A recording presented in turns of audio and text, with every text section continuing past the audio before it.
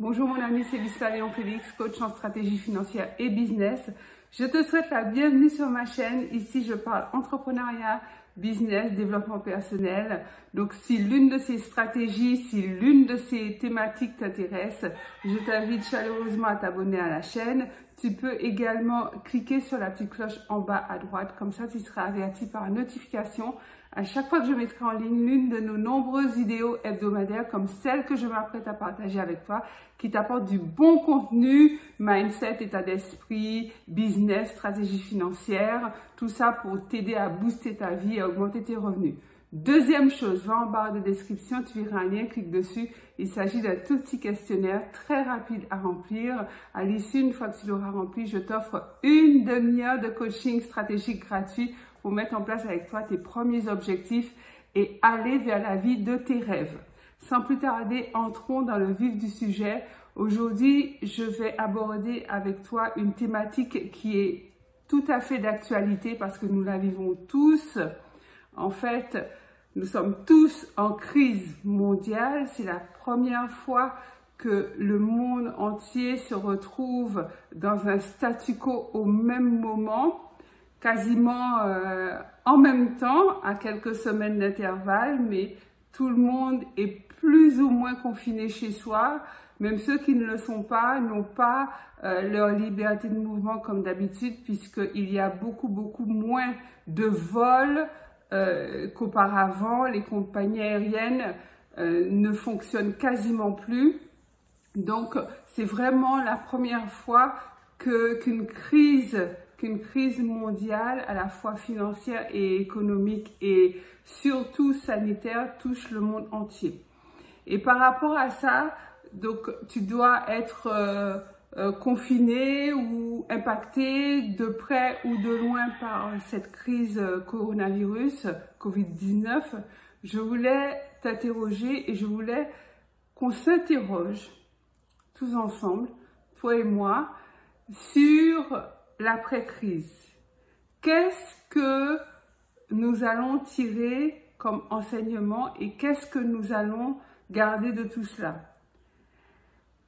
Est-ce que tu as commencé à t'interroger par rapport à ce qui se passe autour de toi? Est-ce que tu te poses des questions par rapport à ce que tu vis actuellement et par rapport à après?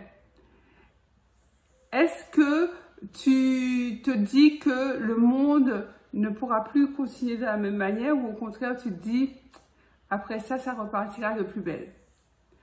En fait, moi, je vais te partager mon sentiment, mais c'est vraiment une réflexion, je dirais, que j'aimerais qu'on partage ensemble. Donc, je t'invite vraiment chaleureusement, de tout cœur, à me laisser tes impressions, tes opinions en commentaire, quelles qu'elles soient, parce que l'idée, ce n'est pas de se contredire ou d'abonder dans le sens les uns des autres, mais au contraire, le but, c'est de se challenger et de découvrir de nouvelles pistes de réflexion. Comme on dit, le faire aiguise le faire, et qu'on aille tous ensemble en grandissant, en tirant des leçons pour nous-mêmes, mais également pour l'humanité tout entière. Ce que j'ai constaté au jour d'aujourd'hui, après ces quelques semaines, c'est que c'est comme si la Terre avait un ras-le-bol en fait.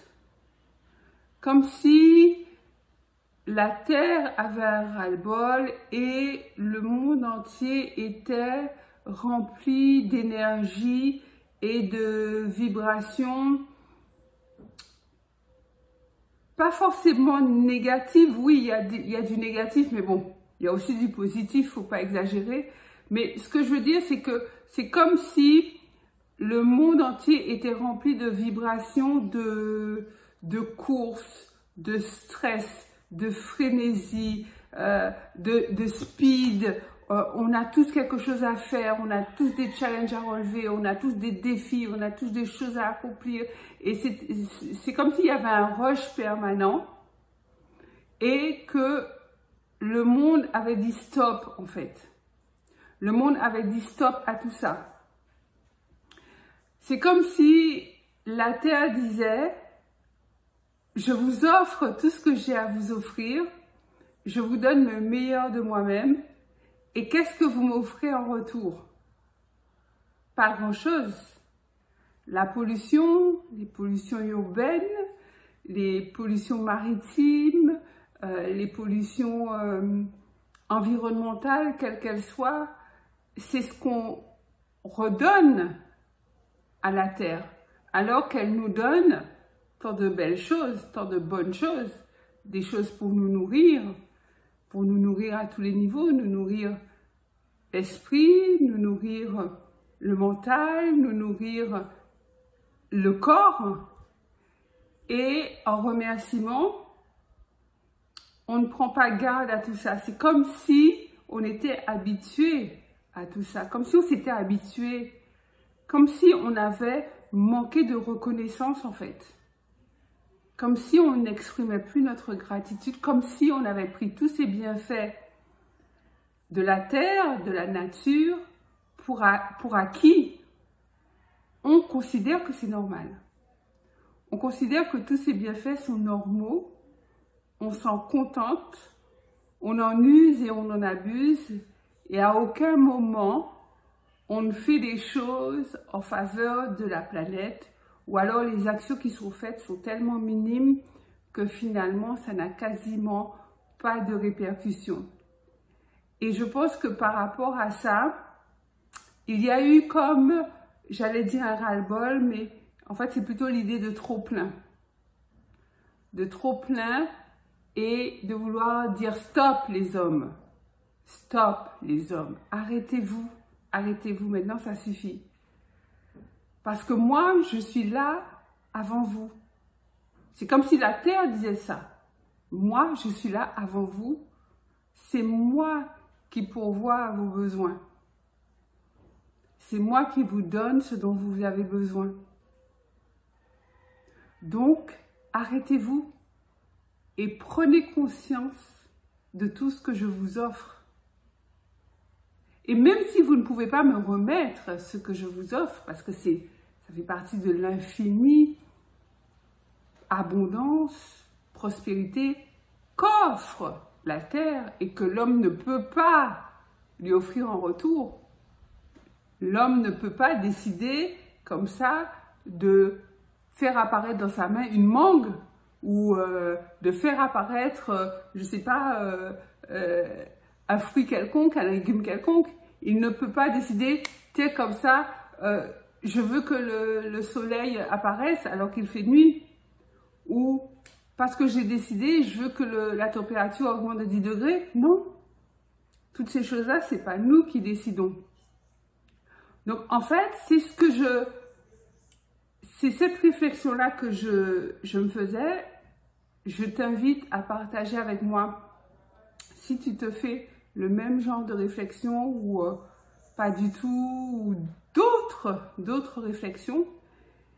Mais l'idée, c'est que je me dis, entre tout ce qu'on a à faire dans une journée habituelle, entre guillemets, tous les objectifs qu'on va accomplir, toutes nos obligations, qu'elles soient professionnelles, qu'elles soient personnelles, les enfants, les courses, le ménage, la cuisine, etc., etc., tenir la maison, pour les femmes notamment, tout ce qu'on a à accomplir dans une journée, toutes les casquettes qu'on se met dans une journée, et bien là, ce moment-là, c'est un moment de repos en fait.